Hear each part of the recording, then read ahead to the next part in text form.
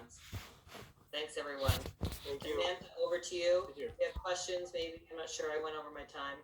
No, it was fantastic. So thank you, Mike, and thanks to all of you. We're going to sneak in one quick question, but we're going to make everyone do it as quickly as possible. But I mean, you guys shared some incredible stories and experiences, so it's all good. But one thing I think that you all touched on that seems to be a common thread is the importance of community and the importance of how you treat your customers.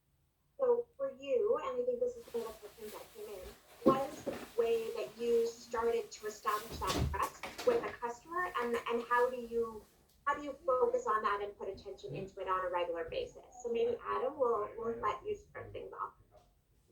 So the question was basically, how do we establish trust within our customers? Yes. I think we just are very honest in how we project what we want to do. So a lot of the ways we communicate with them, aside from directly, is through Instagram. We've got a newsletter, and we like to joke around, so we try and keep them in on the joke with our posts and everything. And I don't know, just the more we're involved in the community, I feel like the more that establishes trust as well.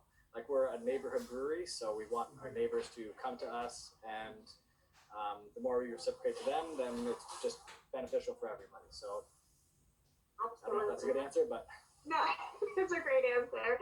Patricia, how about yourself?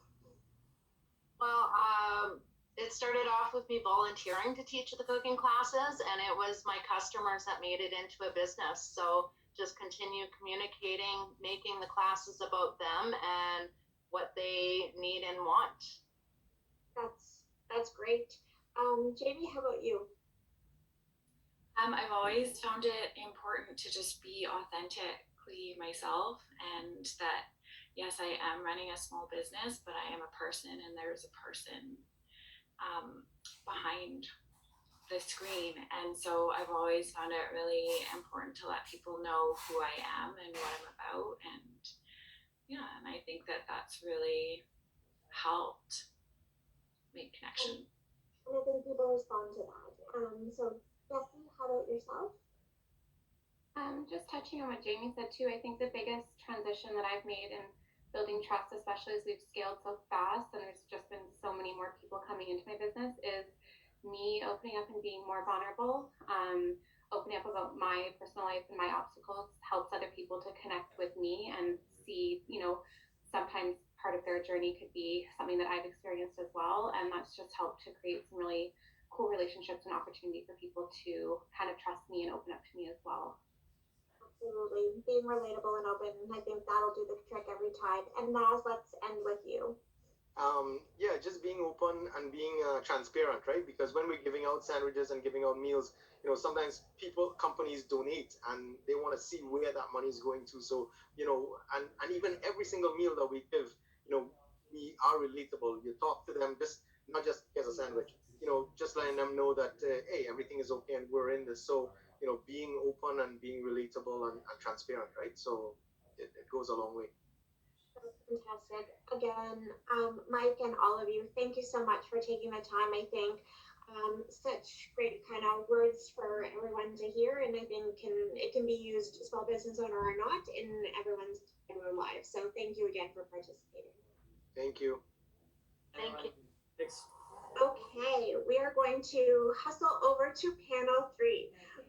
So this is our last one, and I think it's an example of kind of the grit that it takes to be a small business owner. So this group is going to be talking about the challenges that they've overcome, how it relates to kind of their business, their employees, and potentially even their customers, how they kind of stayed in business, and how they plan for the future. Lynn Pullman is our moderator for this discussion. She is the Senior Vice President of National Affairs at CFIB, so we're so happy to have her. With her will be the owners of Canoe and Lake, Hockey Stick Man, House of Bamboo, North Shore Sports Medicine, and the local space. So welcome to all of you. Great, thanks, Samantha. And I'm also going to just start out by saying thank you to Canada Post for putting this together. It's been an extremely challenging time for so many small businesses across Canada. And I, in my job, have been talking to hundreds, if not thousands of them over the last several months, and I've heard some incredible stories. And I think this group is going to be no less inspiring than the groups you've already heard. from. So I think that we'll sort of just jump right into it because these groups of folks are going to tell us a little bit about how they've weathered the storm, and it's been a definite storm over the last 6 months for sure. Before we do that, though, I'd also like to copy Mike a little bit and maybe have each of them tell us, about their business, and just in like less than 10 seconds or so, a little bit about who you are and your business, and then we'll jump into questions. So maybe I'll start with Lauren. Hi, so my name is Lauren Bull. I am the owner of Canoe and Lake. And I'd like to think that my clothing company is beyond clothing. So really trying to inspire women to paddle their own canoe, which was something that my grandmother used to say to me, and it really got me through a lot. So really trying to make sure that other women feel inspired by the same. Excellent. I'm excited to hear more. Megan, you might tell us a little bit about your business. I own the local space. It is a brick and mortar store. So we have 2 locations, and then we have an online store, and we sell only Canadian brands in the shop. Oh, neat. Oh, that sounds great. Important at this time as well. Yeah. Let's talk a little bit about Danny, and tell us a little bit about your business, Danny. Hi, I'm Danny Anderson, and I own the House of Bamboo. We're a sustainable living store focused on sustainable, responsibly made, ethically made, Canadian made, but we want you to feel good in and about what you get from us. Sounds like a place we should all shop. Excellent. And Paige, maybe tell us a little bit about your business, Paige. I'm the owner of North Shore Sports Medicine, and we have 2 brick and mortar locations with mainly physiotherapy, massage, but also naturopath, dietitian, and a number of other services. And we work to try and make everybody have a better life. Very important these days for sure. I don't know if Joey has joined us. Is Joey with us? I see Hockey Stick Man, but I'm not sure if Joey's. Hi guys. Yeah, can you hear me? We can hear you, but we can't see you. So I'm wondering if that's. I'm not sure. I've been in many Zooms and Google Meets and stuff, and I've never had an issue. But I'm getting a fail message, so you're not going to be able to see my beautiful face. Yeah, I don't think. Okay, well, why don't you tell us a little bit about your business, Joey?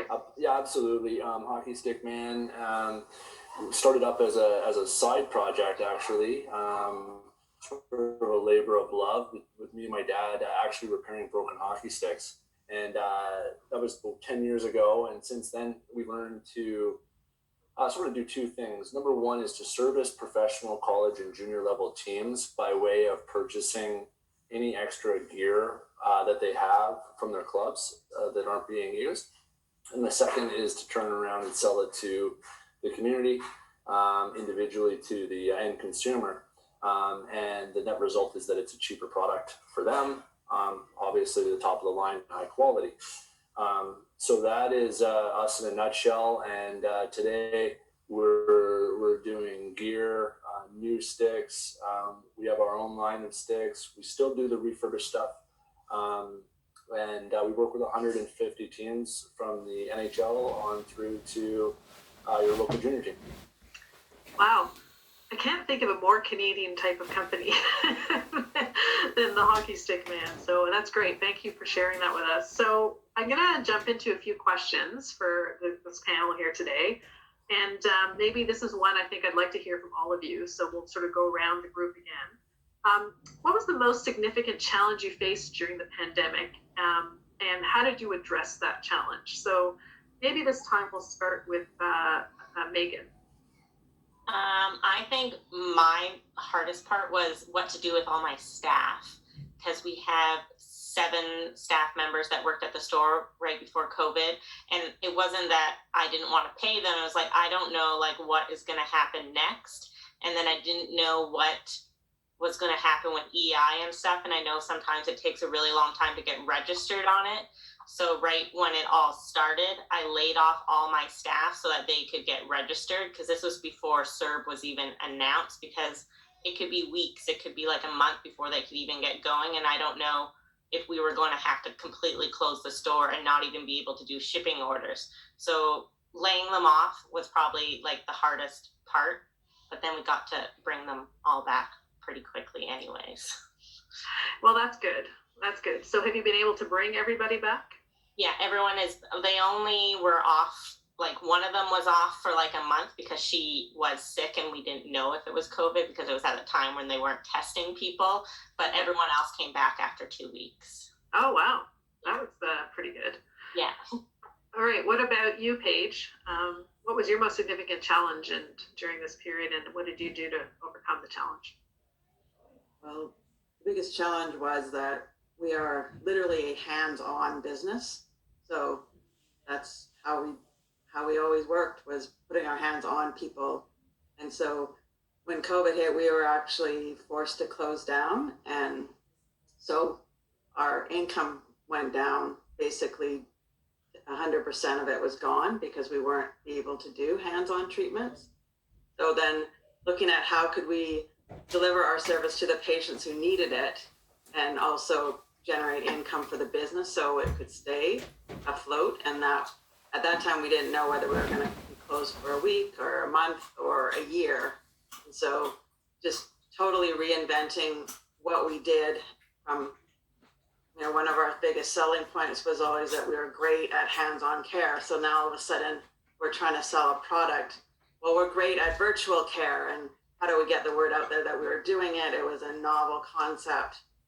And so just totally, essentially restarting the whole business with a totally different business model. So how do you do hands-on when it's like in a virtual way? That's interesting.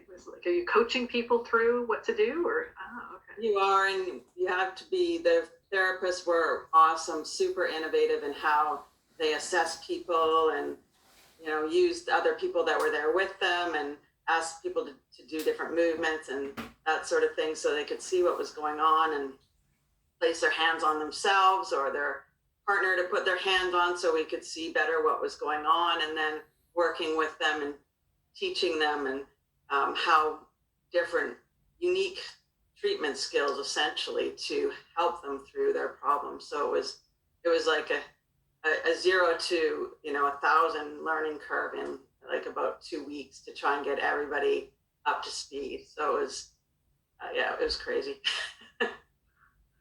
And what about you, Danny? What was your biggest challenge and how did you address it? Well, we are mainly a brick and mortar store. We got 2 locations, so we were forced to close down. And although I did have a website, most of the people kind of used that to see what was, what they could shop from and then come in the store. So it was terrifying to know that you're a brick and mortar store that can't do business in your usual fashion. So getting things online, letting customers know that they could shop with us online. But most importantly, I would say just moving forward, just deciding on what we needed to do and doing it. Right. And getting people, how did you get your customers to find you online? What sort of things did you do to do that? Well, I have Facebook, I have Instagram, so some social media stuff. Also, just that's kind of my main way that I interacted with my customers. I also have customers that are regular and we communicate via text or phone calls sometimes. So I reached out to a number of my customers, as well as knowing that they're alone at home and just checking in. Honestly, just letting them know that I'm here for them if they need something from the store, but also if they need something just as a human. Yeah, well, that's great. That's wonderful. And Joey, what about you? What did you find to be your most significant challenge, and how did you go about addressing it? Yeah, so as many of you guys know, when the pandemic first hit, obviously there was a lockdown that affected the sport of hockey worldwide. So it was really quite a shock to our system because, in Canada here, we think of hockey as, as typically during the winter and stuff like that. But certainly our business spans a lot more than that. We do a lot of business in roller and ball hockey as well and stuff. So really is no downtime. So for it to just all come to a screeching halt, like many businesses, is just not set up that way. So the biggest thing for sure, I think probably for any growing business is I have a really good group of young guys, I like to say full of piss and vinegar that work hard, and they've all learned the business, and I'm trustworthy and stuff like that. So it was all about like, how do I keep the team together? We have 12 staff now, and everybody got their part, and it really functions with everybody involved, and everybody's doing lots of work, as any small business can attest to. So I was very nervous about losing my staff, first and foremost. And I was also very nervous of how long it was going to last. I was of the belief that, some businesses are going to be within a month, people are going to start coming back to their business because they'll need it. But for me, I planned for 2 scenarios. This is back in March. I was thinking, number one, we're probably not going to have much business happening until September. Number 2, we may not have business coming back until January 2021 for hockey. Realistically, this is going to be one of the last things to come back, other than having a bubble, so to speak. So, so for us, what we decided to do was try to push the pause button as best I could. So I went through and I cut any sort of fat that was there, online applications, any sort of thing that I didn't need to spend. And then I went and got a loan approved to be able to continue to service the teams. So I didn't want to, I wanted to be there for them.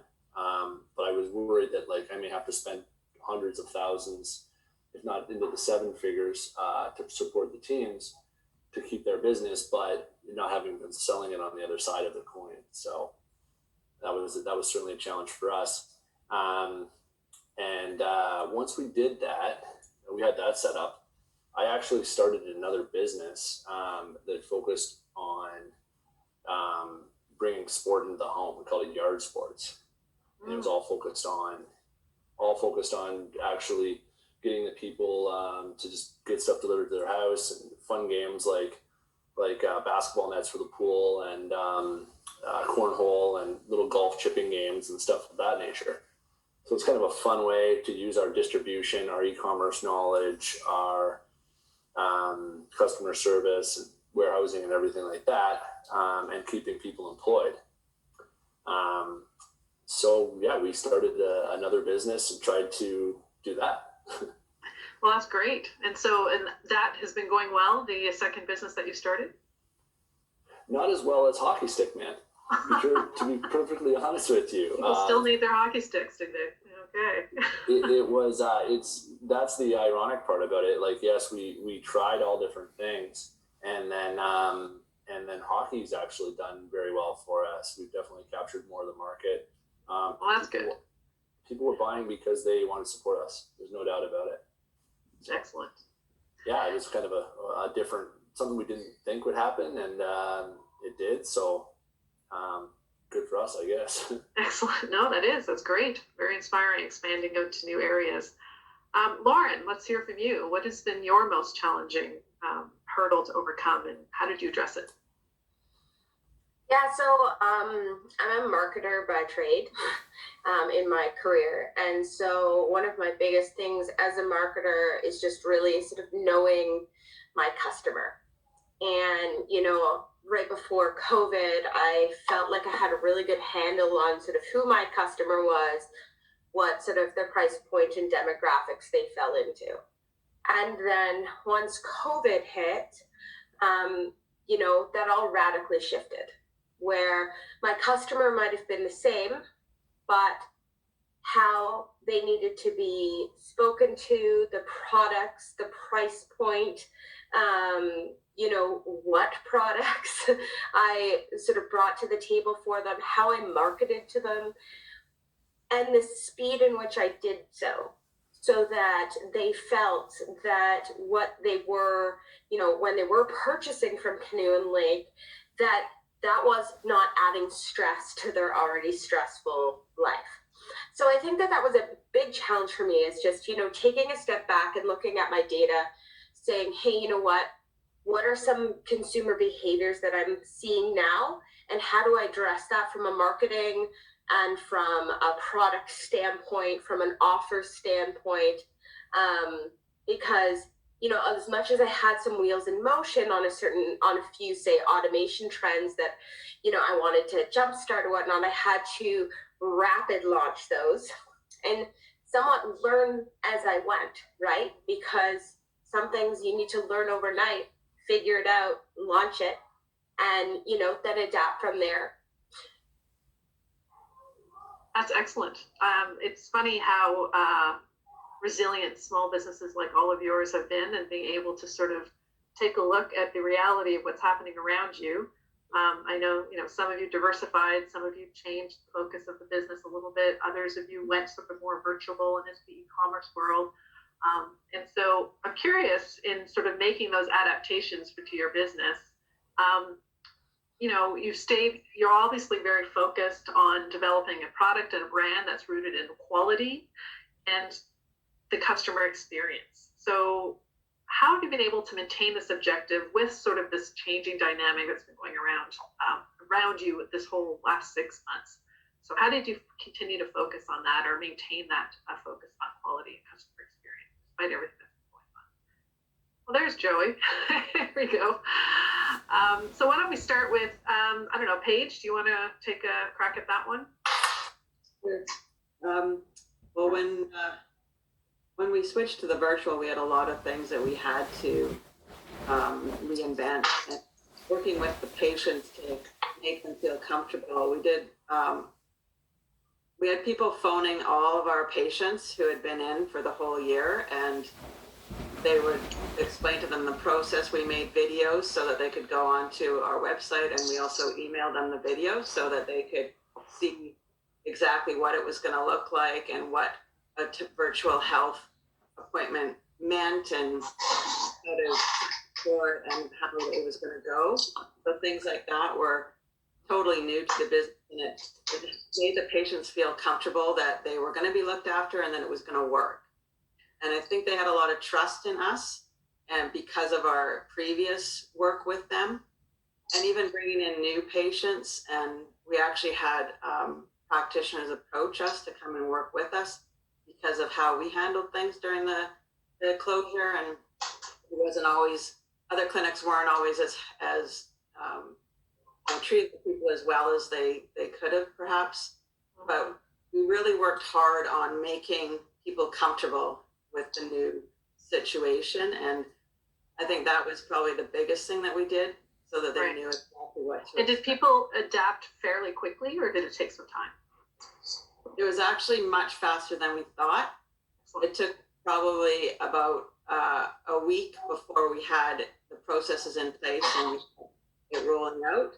And after that, it started to fill up, and about a month we were seeing up to 20% of what we would normally see in the clinic, we were seeing virtually. So we were really happy with that. That's amazing. That forward. That's amazing. So who else would like to jump in on this one? Danny, maybe, do you want to jump in on this one? Absolutely. Yeah. Tell us a little bit about how you sort of kept focus on quality and customer experience throughout this period. Well, I made sure that I only sold what I actually had in store, so I could ship it to people immediately, so they weren't waiting anxiously for things to arrive. I sent things with handwritten notes. I offered to drop things off to people who didn't have confidence in coming out. We had in-store pickup. We did private shopping appointments for people who wanted to come in store but didn't want to come in store with other people in the store. Wow, interesting. Absolutely. Yeah. I even have put together little packages for ladies that have shopped with me, and of items that they would maybe like to select from, and dropped it off so they could shop from the package and then picked it back up. Just simply, they had health issues or whatever the case may be, and just going the extra mile to let them know that I appreciate their business all the time when they come to me, but also when I can come to them. Megan, anything that you want to share on that front? How you stayed focused on customer experience and quality? Yeah, we integrated like local delivery and curbside pickup, and we were bringing everything out to everyone's cars. We weren't letting anyone in the store just because we completely revamped the store to be more like a wholesale business when this was happening. So the store was not set up for retail shopping. Everything was in boxes in the front of the store. It wouldn't have worked for customers. But us just bringing the products out to their car or to their house, like personally, like it gave them that personal touch, and they were really getting to know us more. And on Instagram, we were like showing them the behind the scenes of all the extra steps we were having to take and the hard decisions we were having to make along the way, so our customers kind of understood what we were going through, so it made them feel more connected to us during it all. Yeah, that would make sense for sure. Joey, anything from you before I go on to? Absolutely, and I think what the common focus here with this panel, I commend my fellow panelists here, is that there's a level of authenticity and passion that today's consumer sees and recognizes and appreciates. So I think that was exactly what helped Hockey Stick Man get through it. Was they realized that we were a small business working hard, and then they wanted to support it. So with what we tried to do is we tried to engage our consumers by way of an at-home hockey competition where you were doing skills and drills and videos and stuff and posting them with our hashtag on it, and then we were giving out free prizes just to say, hey, we're all in this together. And then we did free giveaways after that, just for anybody that was liking our stuff on social. And then we implemented a loyalty program, and my sales manager talked me into dating it all the way back 10 years. Which was significant for us because it meant a lot of loyal customers were getting a completely free hockey stick from us during the pandemic, and it was a very gut-wrenching thing, but it's weird. It got through to our customer. It had to have gotten through to our customer because we. Uh-oh, I think we may have lost Joey. Still there, Joey? All right. Lauren, we'll go on to you, and when Joey comes back, we'll let him finish his... Oh, are you there now, Joey? No. Okay, Lauren, why don't we go on to you and tell us a little bit about how you've managed? Yeah, I think, it's really interesting to hear sort of everyone else's perspective on this, and I totally agree there is a common theme here around being authentic and transparent and real. My dad always says that people when I talk to him about my small business, he goes, well, Lauren, people won't remember what product you gave them, but they'll remember how you made them feel. And I think that when we talk about these themes of, customer retention and loyalty, that is something that needs to be paramount throughout any stage of crisis. When we're dealing with things like a pandemic or natural disasters, things like that, is we need to remember that at the end of the day, our customer, our consumer, is a person. And so adding those additional touches like, Danny and Megan and Paige, you've said as well, as well as a loyalty program, kudos to you. Those are the sorts of things that I think will really make our brands not only withstand what's going on right now, but into the future. And when, our brands, we will get through this. And what that looks like when we get through, is really going to be based on how we handled and conducted business and made our customers feel during a time when they were going through a lot in terms of maintaining quality. I don't know if I really answered that question. In terms of product quality, that was never something that I was willing to compromise, even if it meant that financially I had to pinch a few more pennies. Yeah. Excellent. No, and I think that authenticity, loyalty to the customers, and I think, focused on quality, making sure you were giving your customers what they needed at the time is sort of a theme running through everybody's responses. Mm-hmm. I know we're just about out of time, but I do want to squeeze in one more question that maybe I can go and ask each of you and give me sort of your 10 to 15 seconds of response to that question. And essentially, you've had to really adapt your business model in some shape or form because of the pandemic. And how are you planning on moving forward? What's next for you? Are you going to stick with this? Are you going to move into other directions? And I'm curious. So if you could just give us sort of a 10 to 15 second overview. And maybe Lauren, will start with you. So that's Well, I just quit my full-time job to do this. Okay. And I'm a mom of two and expecting twins. So Canoe and Lake ain't going anywhere. Yeah, no, it's my goal is, you know, really for the next year is to keep growing, keep challenging myself, pushing myself, and, you know, no matter what is going on sort of with this pandemic or the economy, like there's no other option for me. I love what I do. We have to love what we do. So I'm just gonna full steam ahead. Excellent. What about you, Danny? What's your future looking like? I too plan on growing in the future. I do believe that it's important what my company represents. I believe that we can make a difference in the world if we just choose to shop a little more responsibly. So I think it's important that not only that I stick around, but also that we grow so we can showcase some other really amazing brands that, you know, have wonderful values. So here for the long haul. We're checking it out even more in the future then as you grow, for sure. Joey, what about you? Where do you see how are you moving forward, given all the changes you've had to make so far in the pandemic? Yeah, I'm moving forward with a lot more confidence in my business and my staff moving forward. I think we're going to come out of it stronger than ever. We're seeing a lot of customers move. I know we're getting a better market share than we were before, yeah, like I think we'll do well. So it's a lot more. We're getting our processes in place. We're getting ourselves ready for that growth. And you feel like you're further ahead than you thought you'd be at this point when you first sort of checked things out in March, I'm presuming, from what you're saying. Oh yes, much further than I anticipated, and that's great.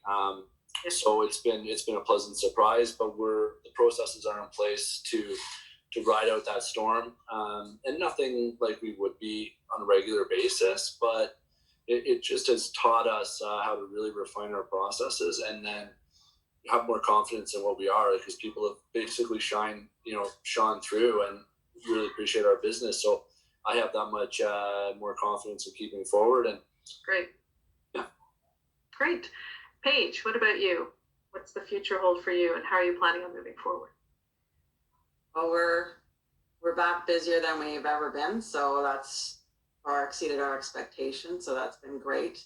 One of the big things that the pandemic taught us in the closure is, as far as patient needs and helping patients stay on track, is their motivation to continue.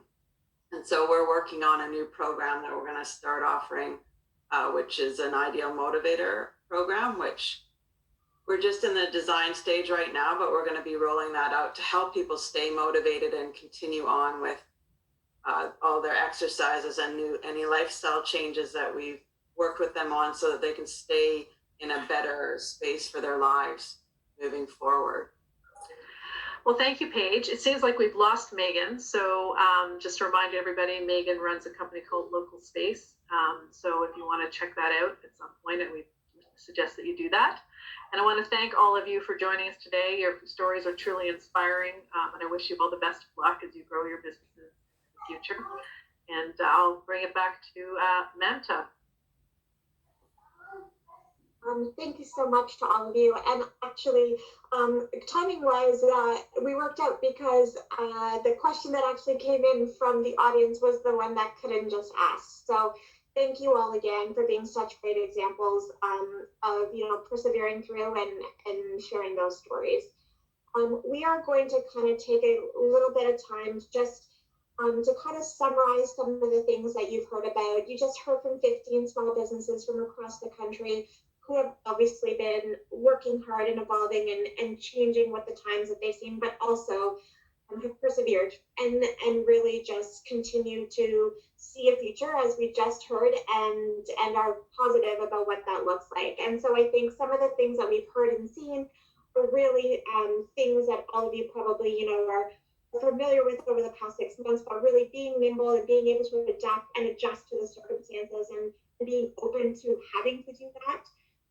Caring for your customers, I think, without a doubt, and at the end of the day, your customer is the most important thing to and without them, you know, it would be tough and then impossible. So nurturing those relationships and really investing the time into your customer, I think, is another common theme that we've seen from everyone. Establishing a digital presence. So no longer is this kind of a nice to have. I think based on where we all are and what's happening across, you know, the country and the world is as this is where you kind of have to get to, but take your time. You've heard that people have taken baby steps to get there. So there's no sense of urgency. You want to make sure it represents your brand, it represents your vision, and that you're really making sure that it's reflective of who you are and what you stand for. And that really ties really into promoting your business. And so that really lends to how you present yourself, making sure that it's honest, relevant communication to the right people who are most likely to buy from you and most likely to relate to you. And I think we've seen that expanding how you are operating, you're likely reaching people that you probably never thought you were going to reach before. So to continue that engagement and to continue sharing those messages that really represent your business are going to be critical to you as you go forward. And lastly, I think this is probably the most important thing. Remember why you started. That is something that has stuck with me with any small business owner that I've ever spoken to when times are tough. And I think Lauren said this, pandemic or not, there's always going to be trying times. But what everyone seems to always say that they do is remembering why they started and why they're doing what they're doing and who they're doing it for.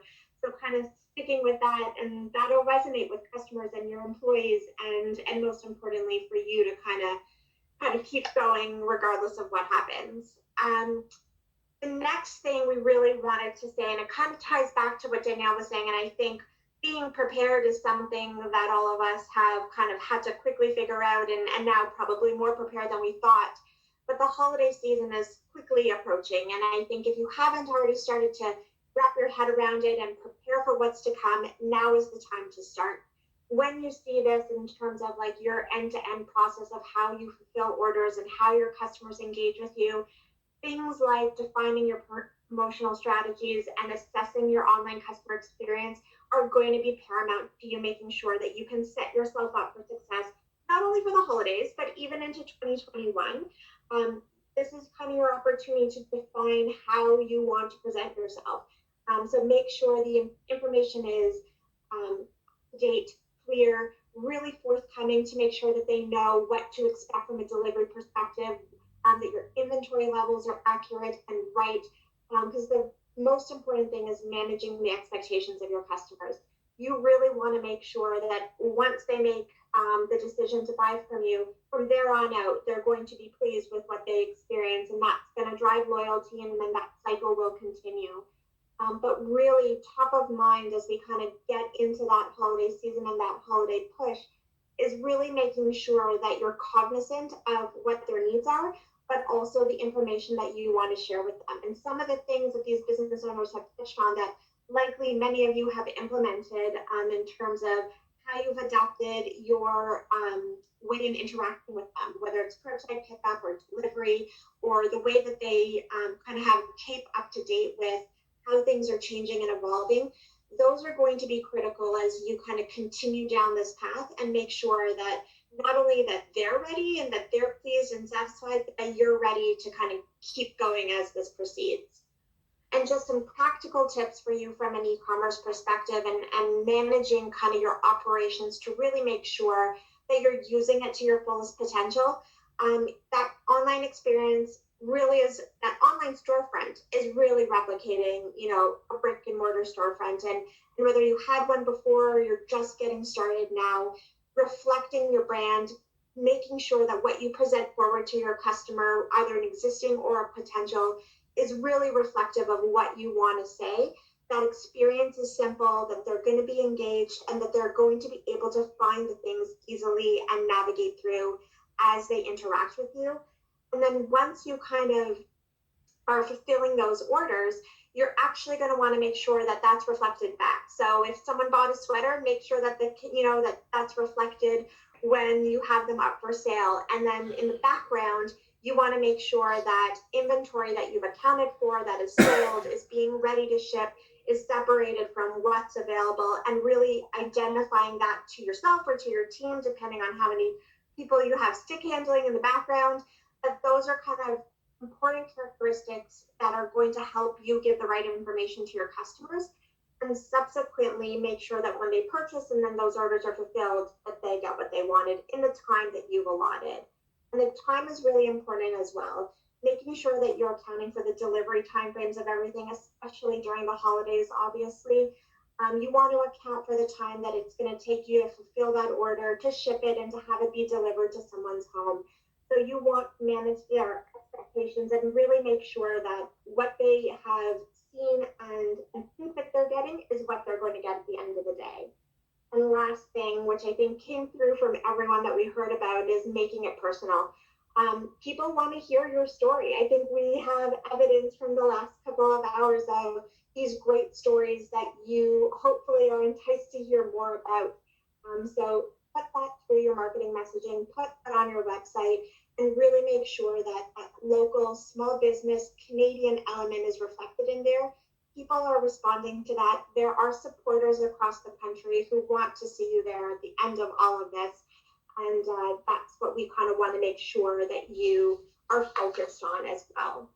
And lastly, from a marketing perspective, when you think about marketing your business during the holidays, you're obviously competing with a slew of other businesses that are trying to get the word out as well.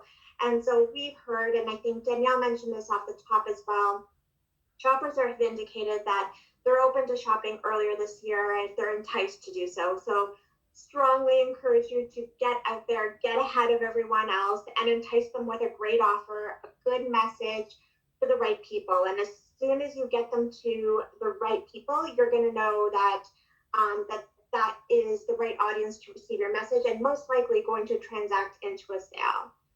This is probably one of my favorite things, using your small size to your advantage. I think there's something admirable about being small and mighty and scrappy and kind of, people waiting to see who's going to be there at the end. But I think we've heard these great stories of businesses who have plowed through what they've just faced and are going to be there at the end of the day. So highlight that and showcase that, and kind of relate back to your community, whether that's online or physically in a region, that you are part of that and that it is, fabrically built into who you are and what you do.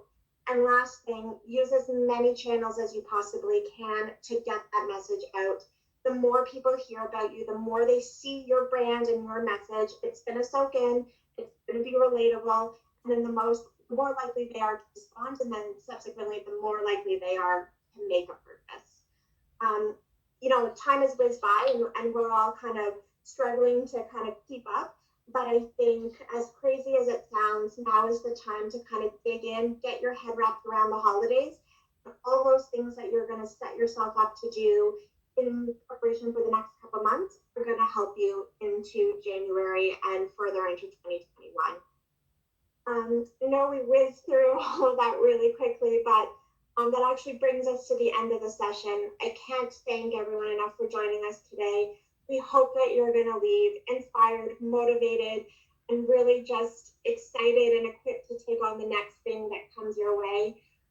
We're here to support you. We have resources available that kind of touch on some of the things that I skipped through, and that you can kind of use as reference going down the road, and you can find it on our site and through the resource hub here. But these are all just tools that we're hoping are going to help you as you continue on forward and make your way through all of this. We're also going to be sending a post-event survey out. We want to hear from you. We want to know how to get better, make these types of events and sessions more impactful to you, and also how we can help you on a regular basis, because we're genuinely committed to wanting to see you get to your destination and be successful and be part of that journey with you. So I can't thank you enough again for joining today. We know to say you have a full plate is probably an understatement. So the fact that you took the time, we hope that you're encouraged by what you've heard. And just a special shout out to the small businesses that join us on the panels. You provided such great, honest, heartfelt experiences. I can't thank you enough for sharing with all of us today. and to our moderators for facilitating such great dynamic discussions. More than exceeded our expectations of what it was going to be like. So thank you all very, very much. I encourage you to visit all of the websites of these businesses. Check them out, and you can find them in the top navigation of the site. And you'll be able to kind of go see what they've been kind of giving you a taste of, and I highly recommend that you do so. But again, best of luck to all of you as you kind of keep going down on this journey. We're here to help you as you continue to transform and as you continue to grow, and we just can't wait to see what all of you become. So thank you again, and enjoy the rest of your day.